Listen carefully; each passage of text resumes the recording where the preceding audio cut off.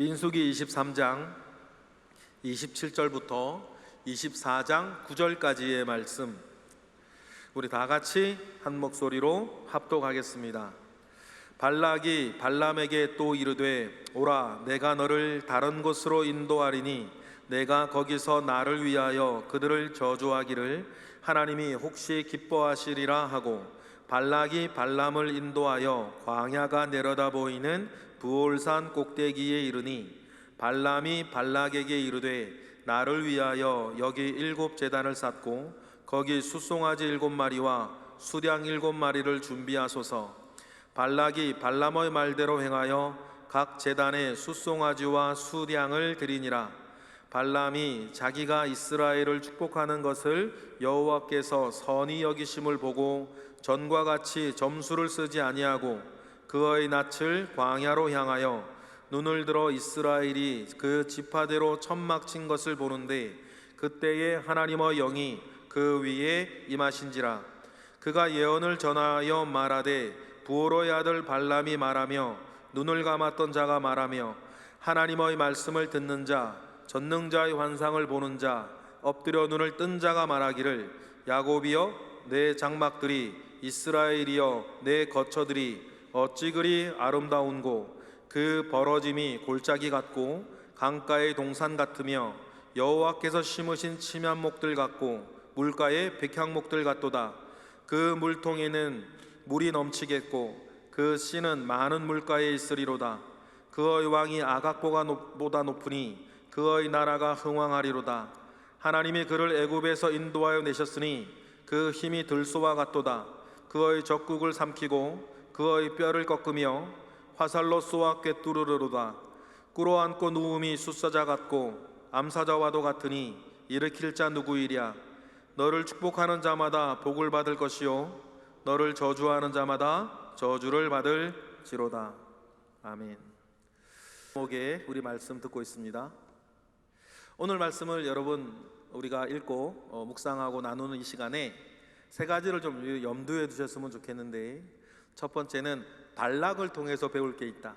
모압 왕 발락을 통해서 우리 배울 거 있고, 또 발람의 처한 상황과 발람의 심중에 지금 하나님을 경험하면서 일어나고 있는 변화, 이것을 우리가 좀 묵상을 하며 배워야겠고, 세 번째, 이 모든 일을 지금 주도하시는 하나님을 보시고 느껴서 여러분의 삶 가운데서도 그 하나님 계시니 내 눈에 보이는 일들 가운데에 너무 아파하거나 교만할 필요 없이 모리아산 뒤에서 지금 역사하시는 하나님을 먼저 보시는 저와 여러분 되시기를 바랍니다. 세 번째부터 좀 말씀을 드리면, 여러분, 발락과 발람이 이런 일들을 지금 벌이고 있는데, 지금 모압 광야에서 진치고 있는 이스라엘 백성들은 이런 일이 지금 벌어지고 있다는 것을 안다 모른다? 몰라요. 나중에 모압 땅을 여차저차에 다 정복한 뒤에 알게 되죠. 여러분, 이스라엘은 지금 발락이 무슨 일을 꾸미는지, 발람이 지금 뭐 하고 있는지 광야의 이스라엘은 지금 모르고 이스라엘은 정비하고 있어요.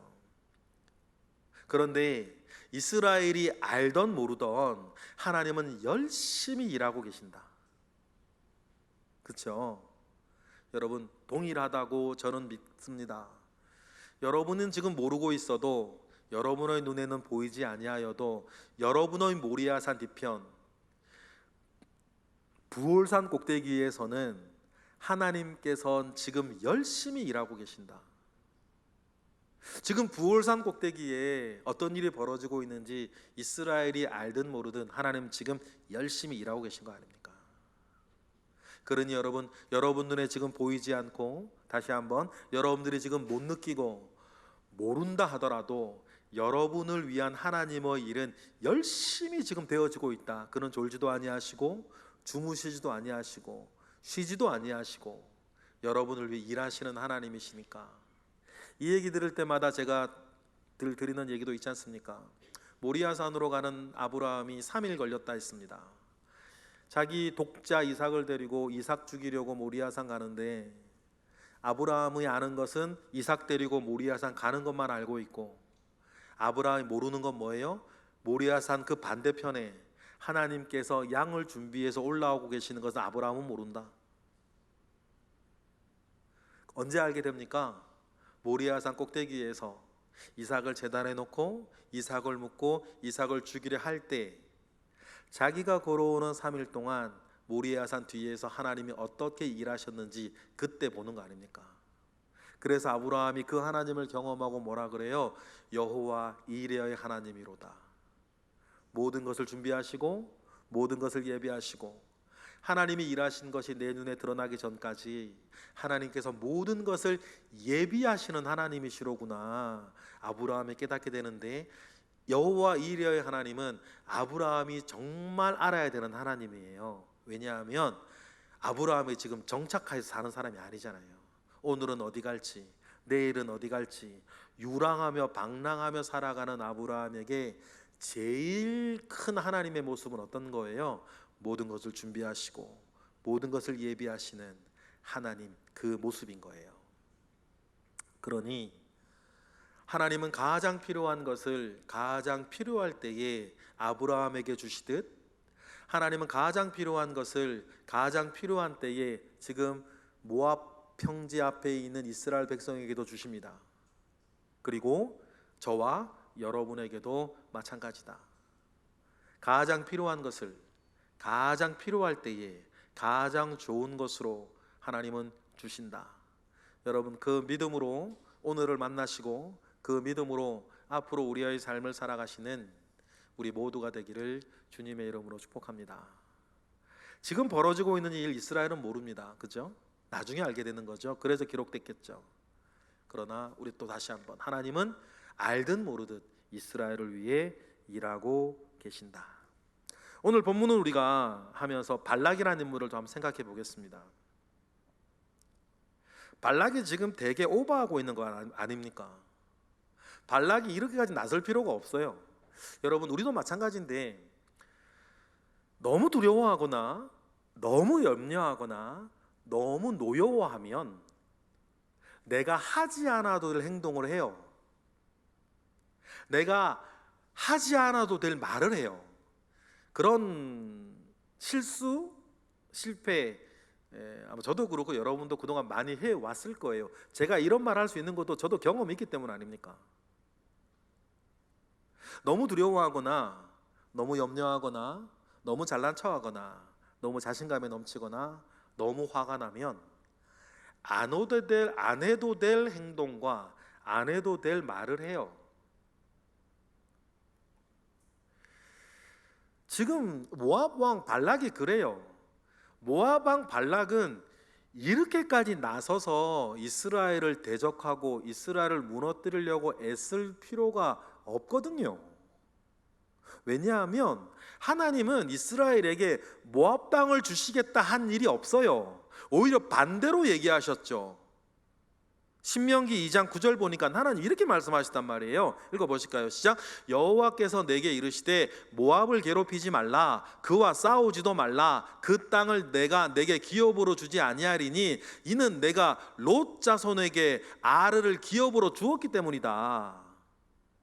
그러니까 모압 왕 발락은 지금 이렇게까지 나서서 이스라엘을 괴롭히고 싸우려고 대적을 할 필요가 없어요. 하나님께서 에돔 땅을 에서에게 주었듯이 모압 땅은 내가 롯의 자손에게 주었으니 너희는 그렇게 괴롭히지도 말고 그 땅을 차지하려고 하지 말라고 했던 것이 하나님의 첫 번째 말씀이었단 말이에요. 이것을 발락이 몰랐을 수도 있는데, 그러면 여러분 적당한 선에서 하면 되는 거예요. 누구처럼, 에돔 왕처럼. 에돔 왕이 군대를 이끌러 와가지고 모두에게 맡기만 했단 말이에요. 그러면 하나님의 명령대로 이스라엘 어떻게 했어요? 삥 돌아갔어요. 그 사실을 발락이 알았을까요? 몰랐을까요? 발락 알았어요. 얼마 전 일이니까. 여러분, 가나안 족속들이 맹무지랭이로 사는 게 아니에요. 지금처럼 핸드폰이 없고 인공위성이 없고 군사위성이 없을 때에는 온 땅에 첩자들 심어놓고 그때그때 보호를 다 받는단 말이에요. 그러니까 발락이나 발람이나 이스라엘이 지금 애굽에서 나왔고 어쩌고 저쩌고 해가지고 여호와 신앙이 어떻고 막 그런 얘기를 왜 알아요? 지금 이게 가나안 물리친 거 어떻게 알아요? 그 사람들이 다 지금 자기 첩자들을 다 심어놓고 실시간으로는 아니지겠죠, 하루 이틀로 다 보고를 받는 사람들이에요. 그러면 에돔 땅에서 이스라엘 백성들이 어떻게 했는지도 모압 왕 발락도 알아요. 그러면 여러분, 이스라엘이 에돔 땅으로 가려고 그랬는데 여차저차해서 돌아갔구나. 그러면 발락도 적당히 하면 되는 거예요. 그런데 발락이 지금 너무 오버하고 있는 거죠. 이렇게까지 생각하고 이렇게까지 말할 수가 없는데, 왜 이렇게 발락이 나서서 이스라엘 백성을 저주하고 자기들의 힘으로는 이스라엘을 이길 수 없다는 것을 발락은 이미 알고 있었어요. 민수기 22장 6절에 보니까 그들은 우리보다 강하고 우리가 그들을 대적해서 이길 수 없다는 것을 발락은 알아요. 그러면 적당히 하면 될 것인데 발락이 너무 겁을 집어먹었어요. 왜 이렇게 겁을 집어먹나 보니까 발락이 한 짓이 있어서 그런 것 같아요. 성경에는 나오질 않는데 성경에는 이름과 그 사람의 생이 좀 비슷하게 맞아가는 것이 있단 말 있죠. 근데 발락이라고 하는 이름의 뜻이 파괴자라는 뜻이에요. 그러니까 이 발락이 그동안 어떻게 모압 왕이 되어졌고 모압 왕이 되어서 어떻게 살았는지 우리가 알 수 있어요. 이름 자체가 파괴자니까. 그러니까 배운 게 도둑질이라고 이스라엘이 딱 접근하니까 자기가 다른 민족이 했던 것처럼 생각하는 거예요. 여러분, 이거 우리 조심해야 돼요. 우리가 어떤 생각을 하거나 어떤 느낌을 가질 때, 어떤 행동을 할 때에 자기 수준에서 생각하는 거예요. 누구나 그래요. 근데 우리가 자기 수준에서 벗어난 생각을, 자기 수준을 뛰어난 생각을 하며 우리도 살아가고 싶어서 뭐 하는 거예요? 그래서 큐티하는 거예요. 그렇죠? 안 그러면 저나 여러분이나 내 수준에 생각해, 내 수준에서 느끼고 내 수준에서 행동해요.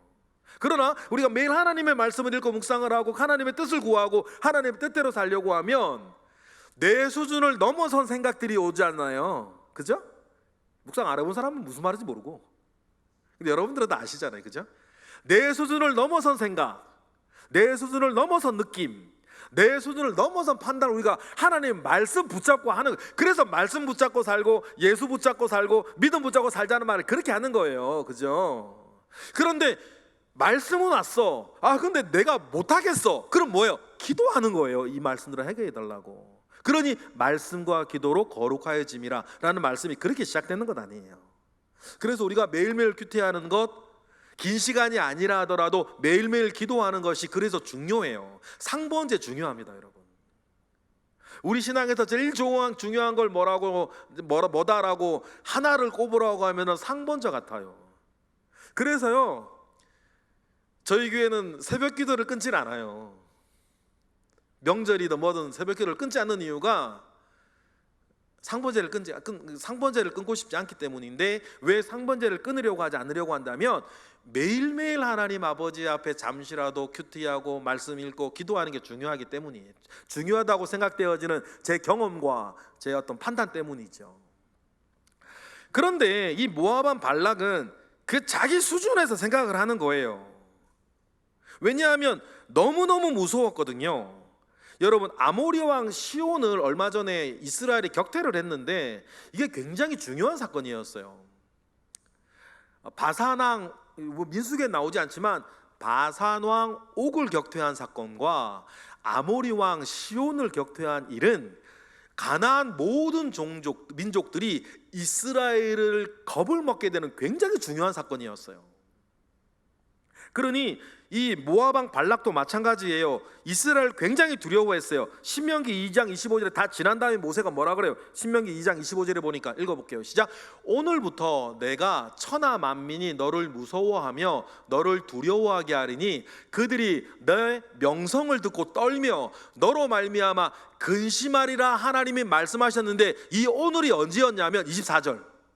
너희는 일어나 행진하여 아르난 골짜기를 건너라. 내가 헤스본 왕 아모리 사람 시온과 그의 땅을 내 손에 넘겼은즉 이제 더불어 싸워서 그 땅을 차지하라. 그게 무슨 말씀 하나님이 하셨냐면, 너희가 지금 아모리 왕 시온을 만나 전쟁하게 될 것인데, 민수기 며칠 전에 우리 있었던 일이에요.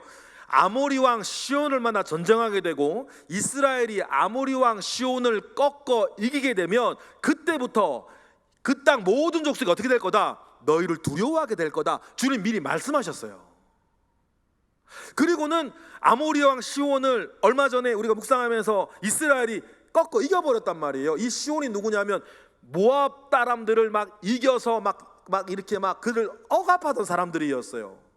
자기들을 이겨서 억압하던 아모리 왕 시온 이스라엘이 이겨버렸으니, 그리고 가나안 족속 모든 족속 가운데에서 참 부담스럽고 눈치 보이고 힘이 세서 무서워하고 있던 아모리 왕 시온을 이스라엘이 꺾어버렸으니, 그때부터 가나안 모든 종족들은 어떻게 돼요?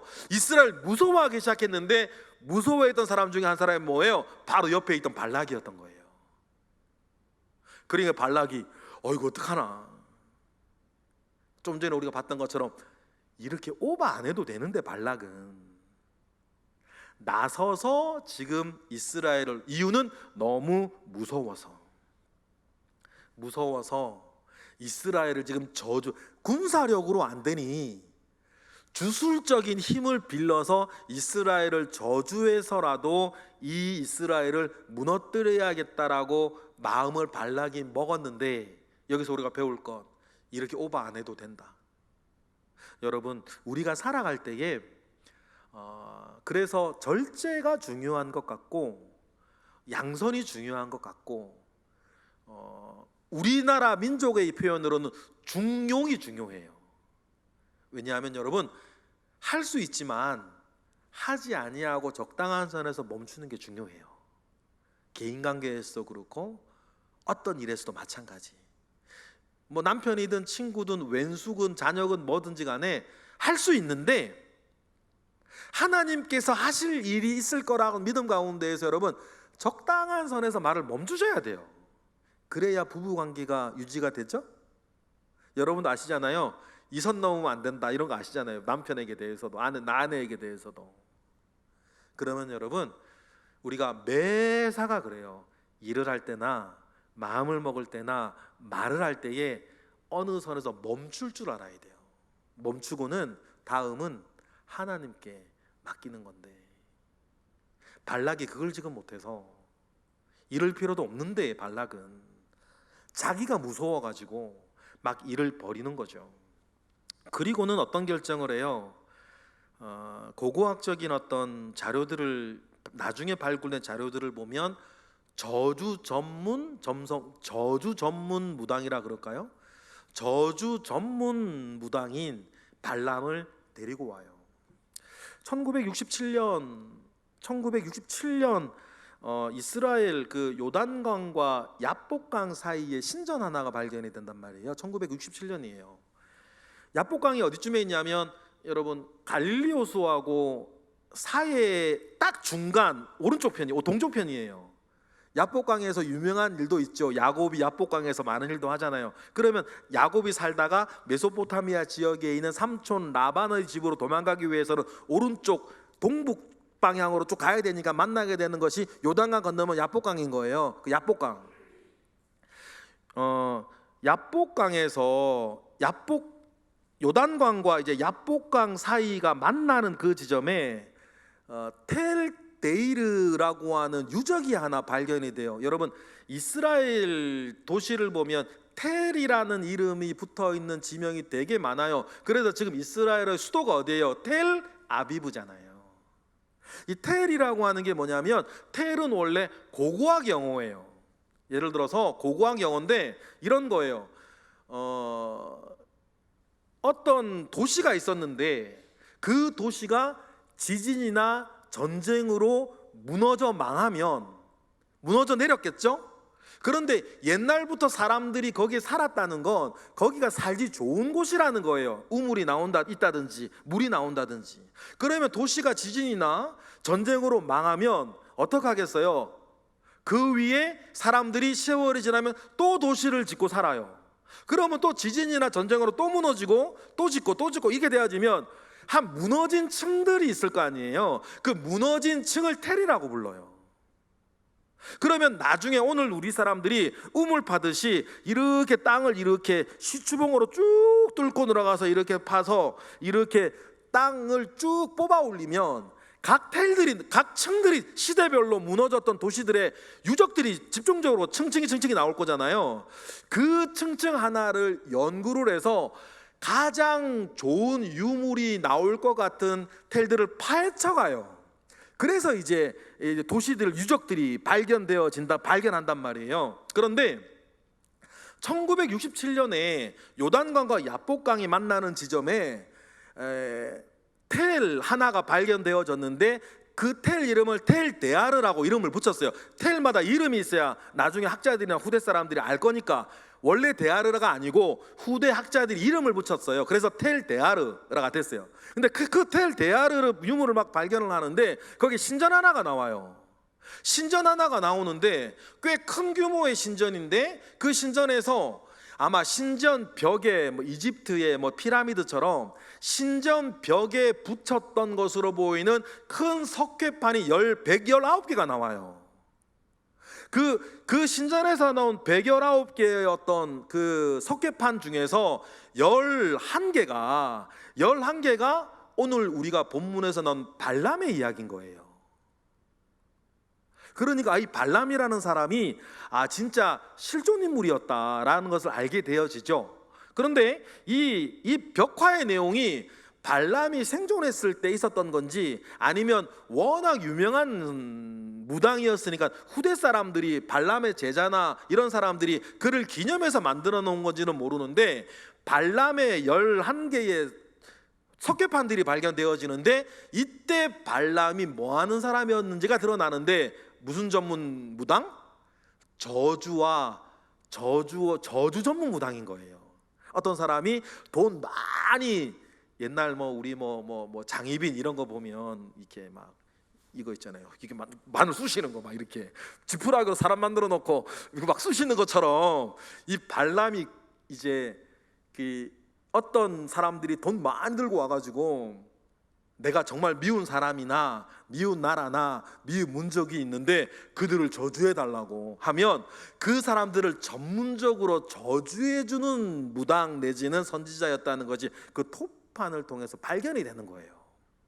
그러니 겁을 잔뜩 집어먹은 발락이 저주 전문 무당인 당대 유명한 발람을 데려다가 어떻게 하겠다는 거예요? 자기의 군사적인 힘으로는 안 되니까 이스라엘을 저주해 달라고 한 이 일이 민수기 21, 22, 23장에 계속해서 지금 나오고 있는 거예요. 일은 그렇게 지금 되고 있어요. 그런데 발람이 맨 처음에는 온다 그러니까 이게 여호와 하나님을 믿는 사람은 아니고 여호와 하나님도 아는 사람, 영계의 발람이 사기꾼 같은 건 아니겠죠. 그러니까 지금 우리로 따지면 신령한 무당 같은 사람인 거예요. 그러니 영계에 대해서 잘 알고 있고 또 먹고 살려다 공부도 많이 했을 것이고 또 무당의 계룡산 가가지고 귀신 체험하듯이 그런 체험도 많이 있는 사람이었겠죠. 그런데 이걸 들으니까 발람이 생각을 하는 거죠. 그렇다면 요 일들은 내가 어떤 신들에게 물어봐야겠다. 가도 되는지 안 되는지 묻다가 하나님 뭐라 그래요? 가지 말라 그러는 거예요. 우리 묵상을 했죠. 그러면 여러분 가지 말라 그랬으면 안 가면 되지. 뇌물을 더 많이 가져오니까 또 물어보고 또 물어봐. 하나님의 가지 말라 그랬으면 안 가면 되는 건데 자꾸 물어보는 이유는 뭐예요? 가고 싶은 거예요. 왜요? 돈이 되니까 이 발람이 자꾸 가고 싶은 거예요. 그러니까 또 물어보고. 애들 똑같아요. 안 돼 했으면 안 되면 되는데 좀 이따가 엄마 또 안 돼 그런 엄마 또 몇 번 얘기하면 어머니들도 어떻게 해요? 그래 마음대로 해라. 그렇게 되어지는 거고 몇 번 졸르니까 하나님이 그러면 다른 마음과 뜻을 가지시고 가라고 하신 거죠. 그리고 발람이 가는데 그죠? 여호와의 사자가 있고 나귀 사건이 나오면서 발람이 가다가 어떻게 돼요? 겁을 잔뜩 집어먹어요. 이거 잘못하다가 나 죽겠구나. 그래서 미리 발람이 발락에게 밑밥을 쫙 깔아요. 나는 내 마음대로 저주하는 게 아니고 여호와 하나님이 내 입에 주는 대로 예언할 텐데 그래도 되겠냐? 안 그랬다가 발락한테 발람 죽으니까 미리 자기 살구녕을 그렇게 파놓고 이제 시작이 되는 거예요. 그리고는 오늘 세 번째 예언까지 왔습니다. 이스라엘을 향한 직접적인 예언은 거의 세 번째가 마지막인데, 근데 발락의 입장에서는 그렇게 돈 많이 들여가지고 발람 와서 저주하게 하는데, 이 발람이 저주는 안 하고 오히려 축복을 하는 거예요. 그러니까 발락이 어떻게 해요? 이런 신앙 절대로 가지시면 안 되는데, 맨 처음엔 이스라엘이 전체가 보이는 진영으로 갔다가 발람이 겁집어 먹고 일어나 싶어가지고 이스라엘 진영 끄트머리가 보이는 지역으로 장소를 옮겨서, 그것도 안 되니까 오늘 본문 나오는 부올산으로 옮겨서, 발락의 지금 마음은 뭐냐면 어떻게 하든지 간에 뇌물을 쓰든 어떻게 하든지 간에 이스라엘을 저주하는 예언을 받아내고 싶은 거예요. 신의 뜻이 무엇인지는 나는 모르겠고 내가 원하는 바는 이루어내야겠다. 그 신앙이에요. 신앙이라 말하기엔 그렇고 그 종교인 거죠. 여러분, 이게 왜 중요하냐면 우리가 교회 생활할 때 이런 마음 조심하셔야 돼요. 하나님 앞에 여러분, 우리가 가질 수 있는 최고 1의 덕목은 순종인 거 아시죠? 여러분 꼭 기억하세요. 하나님 아버지 앞에 우리가 가질 첫 번째 덕목은 순종이에요. 그런데 발락이 가지고 온 종교 체계에서는 순종은 중요하지 않아요. 뭐가 중요해요? 자기의 소원 성취가 중요해요.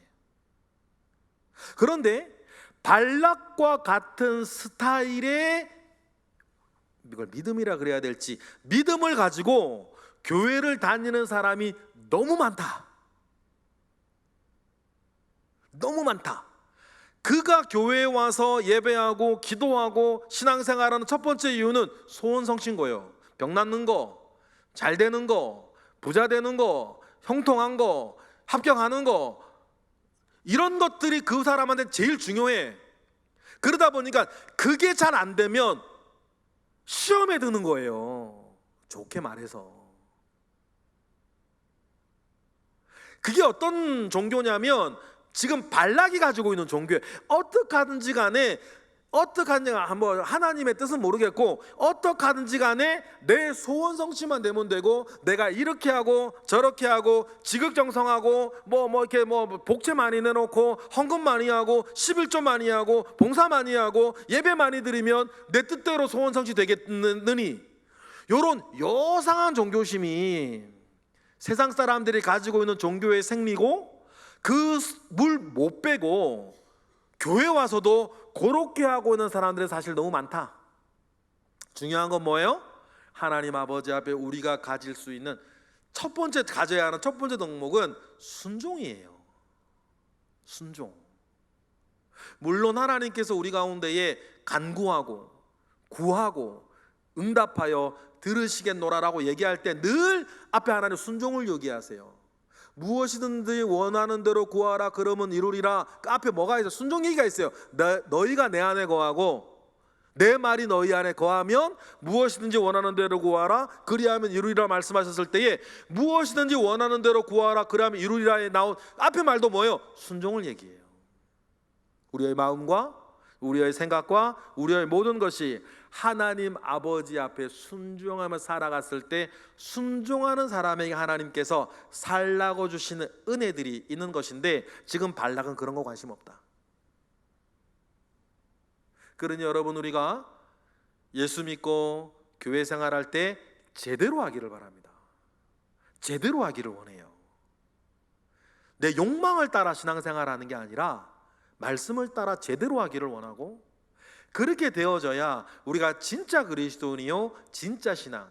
그런데 왜 세상의 종교는 그런 생리를 다 가지고 있을까? 다 사람이 만든 종교들이니까. 사람이 만든 신, 사람이 만든 종교니까 그들의 생리조차도 다 내가 원하는 대로 내 뜻대로 소원 성취되어지는 그런 신들을 바라는 거예요. 사람이 자기들이 만들었으니까. 그래서 성경 가만히 보세요. 성경을 팍 깨놓고 보면 죄다 내가 하기 싫은 것만 하라 그래야. 그렇지 않으세요? 내가 하기 싫은 것만 하라 그래. 그런데 이상하네. 이런 종교가 유지가 되네. 세상의 생리에서는 절대로 유지되지 못할 생리, 다른 세상의 모든 종교들은 어떻게 하면 너희들 잘 되고 소원 성취하고 뭐 자녀 잘 되고 행복하고 돈 많이 벌고 복 받고 뭐 이런 얘기, 그래서 사람 막 꼬시는 종교로 겨우겨우 맥맥이 유지가 되는데, 성경 전체를 보면 하나님 그런 거 없어요. 설명도 없어요. 태초에 하나님의 천지를 창조하시니라, 끝이에요. 왜냐하면 어떻게, 이름 얼마나 설명해주고 얼마나 좋아. 근데 하나님 그런 관심 없어요. 너희들이 이해하고 안 하고는 둘째 문제고, 믿겠냐 안 믿겠냐는 거예요. 그래 믿고 들어오면 뭐 하지 마라, 뭐 하지 마라, 뭐 하지 마라, 구약의 율법만 하지 말라는 거 365개, 하라는 거 200 몇 개. 주님 오면 내 세상이 우리에게 말하는 것, 널 먼저 사랑해야 해. 왜냐하면 사랑받은 사람이 다른 사람도 사랑할 수 있거든. 너 자신부터 사랑해. 세상의 이야기들인데 성경에 그런 얘기 없어요. 성경은 사랑하기 위해 두 가지만 사랑하라네요. 마음을 다하고 목숨을 다하고 뜻을 다해 하나님 사랑하고 내 이웃을 뭐같이? 내 몸과 같이 사랑하고. 성경에 어디 너 자신부터 사랑하는 얘기 어디 있습니까? 그 세상의 어떤 사람 마음 편하게 하고 마음 좋게 하고 세상이 듣는 사람 좋게 하려고 하는 세상에 꼬시는 이야기들이지, 성경에 그런 얘기가 어디 있어요? 너부터 사랑하라고요? 성경에 그런 얘기 없어요. 하나님 사랑하고 이웃 사랑할 때 다른 사람이 사랑하는 이웃 속에 누가 들어가 있는 거예요? 내가 들어가 있는 거예요. 그렇죠. 하나님은 그렇게 말씀을 하시는 거예요. 그러니 세상이 말하는 종교의 생리와 우리가 알고 있는 이 기독교는 생리 자체가 달라요. 이유는 한 가지, 사람이 만들었고 하나님이 만들어 주셨고. 그러니 좀 전에 말씀드렸던 기독교의 모든 메시지들은 다 우리 불편한 것들이네. 그런데 불편해도 믿고 따르겠냐?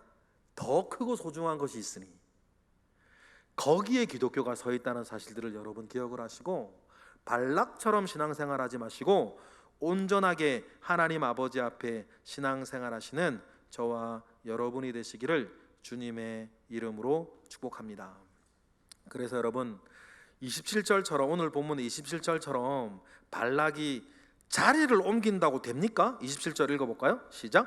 발락이 발람에게 또 이르되 오라, 내가 너를 다른 곳으로 인도하리니 내가 거기서 나를 위하여 그들을 저주하기를 하나님이 혹시 기뻐하시리라 하고. 그래서 발락은 하나님의 뜻은 관심 없고 지금 우리나라로 따지면 명당 자리 찾아다니는 거예요. 혹시 이곳에서는, 혹시 명당이 어디 있습니까? 명당이 있는 게 아니고 복받은 사람이 거기 사는 거지. 복을 받은 아브라함이 그곳에 가니 그곳이 복받은 땅이 되는 것이지, 복 있는 땅이 어디 있어요? 복 있는 땅이. 심지어는 하나님께서 가나안 땅을 땅으로 주실 때에도 너희들이 이 땅에서 나의 말씀에 순종하지 아니하여 거역하면 내가 너희에게 준 그 땅에서 너희들이 멸망할 것이라. 모세를 통해서 그렇게 말씀하시고 여호수아를 통해서 그렇게 말씀하시고. 세상 사람들은 복 받을 곳을 쫓아다니는데 여러분, 그리스도인은 그렇지 않아요. 여러분이 어디에 가든 그것은 복 받은 곳이 되는 것입니다. 복은 여러분 속에 있으니까, 하나님 우리에게 주셨으니까. 그게 여러분 세상 사람과 천지 다른 저와 여러분의 입장인데, 발락은 지금 세상의 종교인의 전형을 우리에게 보여줘요. 그리고 28절, 그래서 데려간 데가 어디예요? 읽어볼까요? 시작. 발락이 발람을 인도하여 광야에 내려다 보이는 부올산 꼭대기에 이르러요. 부올산이죠. 발락이 참 집요한 사람이라 우리 다음 달 묵상에 될 것인데, 부올에서 유명한 사건이 하나 또 벌어지죠. 바알부올 사건. 모압 여인과 이스라엘이 음행을 벌이는 사건이 일어나는데, 왜 느닷없이 이스라엘과 모압 여인이 음행을 할까요? 이 일에 실패한 발락이 어떻게 하면 이스라엘을 무너뜨릴까 생각해서 다음에 생각해낸 묘안이 뭐예요? 그럼 하나님과 이스라엘 사이를 이간질 시켜야겠다. 그러면 하나님과 이스라엘을 이간질 시키려면 어떻게 해야 되겠다? 이스라엘을 우상 숭배해야겠다. 우상 숭배 어떻게 시켜? 미인계 써야겠다. 요렇게 나온 게 발락의 수가 이렇게 되는 거죠. 그런데 이 모든 일을 중앙에서 주인공처럼 모든 일을 이끌어가는 사람이 누구였어요? 발람이었어요. 저주를 해도 발람이 하고 축복을 해도 좀 발람이 하고 있는데, 발람이요 어쨌든 영계를 아는 사람이에요. 그러니까 당대의 유명한 무당이 됐겠죠. 저주를 중심으로 하는 무당은 예나 지금이나 돈을 많이 벌어요. 지금도 마찬가지인 것 같은데, 뭐 정치적으로도 오른쪽이나 왼쪽이나 상대방 저주하면서 사람 끌어모으면 굉장히 부자가 되나 봐요.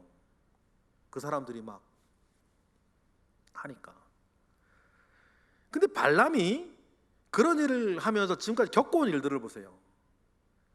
응답받고 죽을 뻔하고 발락하고 있는데 하나님이 주시는 그 말씀 가운데 저주를 안 하고 축복을 하면서 발람의 심경에 어떤 변화가 생기기 시작해요. 그런 무당이었습니다. 그런데 첫 번째 변화는 뭐냐면 24장 1절에 나와요. 24장 1절 두 가지 변화가 나오는데 읽어볼까요? 시작. 발람이 자기가 이스라엘을 축복하는 것을 여호와께서 선히 여기심을 보고 전과 같이 점수를 쓰지 아니하고 그의 낯을 광야로 향하는 거예요. 여러분, 발람에게 변화가 일어나요. 첫 번째 변화의 어떤 고리는 뭐였냐면 자기가 이스라엘을 축복하는 것을 여호와께서 선하게 여기시고 기쁘게 여기신다는 것을 알아요. 그리고는 무당이에요. 근데 무당해지면 굿 안 하겠다는 뜻이거든. 24절 하반절에 뭐라 그래요? 전과 같이 점수를 쓰지 아니하고 그의 낯을 어떻게 광야로 향하는 거예요. 여러분, 이것은 발람의 심경에 큰 변화가 지금 일어난 것 같아요. 뭐예요? 진짜 하나님을 만난 거예요. 자기들이 그동안 섬기던 그 귀신들, 마교의 졸개들은 소 갖다 바치고 양 갖다 바치고 이렇게 저렇게 하면 의도 필요 없고 공의도 필요 없고 그렇게 그냥 사람 욕망 따라 움직이던 그런 귀신들이었는데, 여호와 하나님을 만나 보니까 이분은 다른 거예요. 가끔 그런 얘기 있잖아요. 뭐 예수 믿는 사람이 뭐 어느 점집에, 그 인간도 참 웃긴 인간인데 갔는데 당신 속에는 더 큰 신이 있는데 여기 왜 왔슈? 뭐 이런 얘기처럼 참 그런 걸 자랑해라고 하는 사람들은 참 아이고 좋겠다. 좋겠어. 아이고 그래요. 어쨌든 발람이 하나님을 만난 거예요. 하나님을 경험했죠. 그리고는 뭐예요? 점수를 걷어치워요. 무당 구단하겠다는 소리. 그리고는 자기 낯을 광야로 향하는 거예요. 광야에 누가 있어요? 하나님이 이스라엘 백성 함께 계시는 거예요. 여러분, 이러한 변화가, 더 큰 변화가 여러분과 여러분 주변의 모든 사람들이 있었으면 좋겠습니다. 이때 발람의 심정이 어떤 심정이었을까? 제가 한번 성경을 좀 찾아봤는데 시편 40편을 보면 이런 말씀이 있어요. 시편 40편 5, 6절. 발람이 할 수 있을 만한 이야기 읽어볼까요? 시작. 여호와 나의 하나님이여, 주께서 행하신 기적이 많고, 그렇죠? 우리를 향하신 주의 생각도 많아 누구도 주와 견줄 수가 없나이다. 내가 널리 알려 말하고자 하나 너무 많아 그 수를 셀 수도 없는 하나님을 경험한 발람의 이야기가 아니라는 게 아니에요. 이건 다윗의 이야기인데 다윗이 경험하였던 이 경험이 발락의 마음 가운데 지금 있는 것 같다. 이어지는 또 6절 말씀 보니까 주께서 내 귀를 통하여 내게 들려주시기를 제사와 예물을 기뻐하지 아니하시며 번제와 속죄제를 요구하지 아니하신다 하는지라. 그래서 다른 여태까지 발람이 섬겼던 신들은 이렇게 소 갖다 바치고 양 갖다 바치고 7제단마다 각각 갖다 주고 하면 좋아가지고 그랬는데, 하나님은 천천의 수양과 만만의 양을 원하시는 분이 아니라 공의를 원하시고 순종을 원하시고, 정말 그런 분이시라는 것들을 발람이 보기 시작해요. 그리고 발람이 눈을 들어 주를 보니 2절 하나님의 영이 어떻게 됩니까? 발람에게 임하는 거죠. 2절 읽어볼까요? 시작. 눈을 들어 이스라엘이 그 지파대로 천막 친 것을 보는데 그때에 하나님의 영이 그 위에 임하여서 다음에 1+4 예언이 시작이 되어져요. 하나의 고백, 4개의 예언이 축복이에요. 이런 변화가 있기를 바랍니다. 이런 비슷한 변화를 겪었던 사람이 성경에 누구냐면 욥이에요. 욥 보실까요? 욥의 고백 42장 3, 6절 시작. 무지한 말로 이치를 가리는 자가 누구이니까? 발람의 입장에 자기 자신인 거죠. 나는 깨닫지도 못한 일을 말하였고 스스로 알 수도 없고 헤아리기도 어려운 일을 말하였던 발람이었어요. 그죠? 발람의 말은 아니에요. 욥의 말이에요. 그런데 발람이 이 입장이랑 똑같다는 거예요. 그리고는 새로운 신앙이 열려요. 4절. 내가 말하겠사오니 주는 들으시고 내가 주께 묻겠사오니 주여 내게 알게 하옵소서. 5절.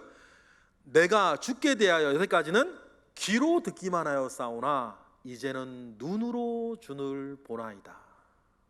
그러면서 이 발람이 욥처럼 그의 신앙이 한 단계 확 커지고, 커졌다기보다 회개하고 거듭나고 이제는 눈으로 하나님을 보는 그런 사람이 되어집니다. 이러한 성숙 내지는 변화가 여러분과 여러분 주변에 있는 사람들이 있기를 바라요. 그리고는 1+4 예언이 시작되어지죠. 그래서 발람이 예언을 하는데 첫 번째는 그의 속에 일어난 변화에 대해서 이야기를 해요. 어떤 변화가 있었을까요? 4절 시작. 하나님의 말씀을 듣는 자, 전능자의 환상을 보는 자, 엎드려 눈을 뜬 자가 말하기를. 이건 뭐예요? 발람이 자기 속에 있는 변화예요.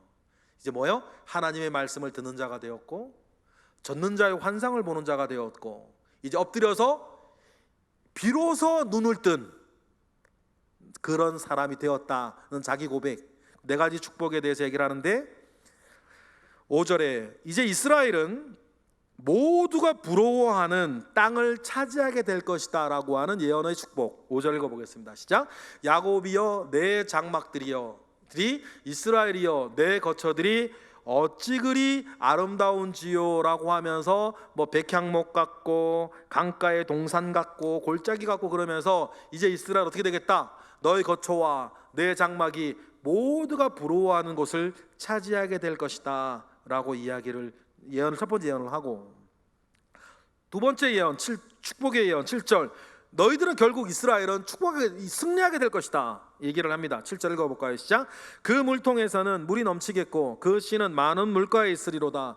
그의 왕이 아각보다 높으리니 그의 나라가 흥왕할 것이다. 아각은 사람 이름은 아니고 아멜렉 족속의 왕의 이름을 아각이라고 불러요. 이스라엘은 애굽의 왕을 바로라고 부르듯이 아멜렉 족속의 왕의 이름을 아각이라 부르고 가나안에서는 멜렉이라고 불러요. 아비멜렉, 왕들의 아버지. 그래서 이름이 나오는 거죠. 아각은 사람 이름이 아니고 왕의 칭호예요. 그러니까 그 아멜렉 사람의 아각보다 더 높을 것이다. 뭐 그렇게 축복을 합니다. 그리고 이제 하나님께서 너희를 계속 너희와 함께 할 것이다. 이스라엘과 함께 할 것이다 축복을 해요. 8절 읽어볼까요? 시작. 하나님이 그를 애굽에서 인도하여 내셨으니 그 힘이 들소와 같도다. 그의 적국을 삼키고 그들의 뼈를 꺾으며 화살로 쏘아 꿰뚫을 것이다 라고 하여서 너희를 애굽에서 인도한 하나님이 계속 너희와 함께 하여서 너희들에게 강하여질 거다 이야기를 합니다. 그리고 마지막 4번째 이스라엘을 향한 축복의 예언은 너희들은 뭐다? 복의 근원이 될 거다. 9절 읽어볼까요? 시작. 꿇어앉고 누움이 숫사자와 같고 암사자와도 같으니 일으킬 자가 누구랴?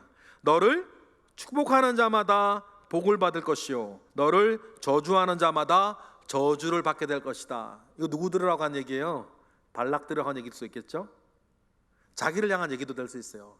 앞으로 이스라엘을 축복하는 자마다 복을 얻을 것이고 저주하는 자마다 저주를 받게 될 것이다. 그렇게 1+4 예언이 끝나요. 하나는 자기 고백, 4개는 거의 이스라엘 향한 마지막 고백과 같이 이야기를 합니다. 오늘 말씀을 마무리하면서 여러분 우리가 발락처럼 신앙생활해서는 안 되겠죠.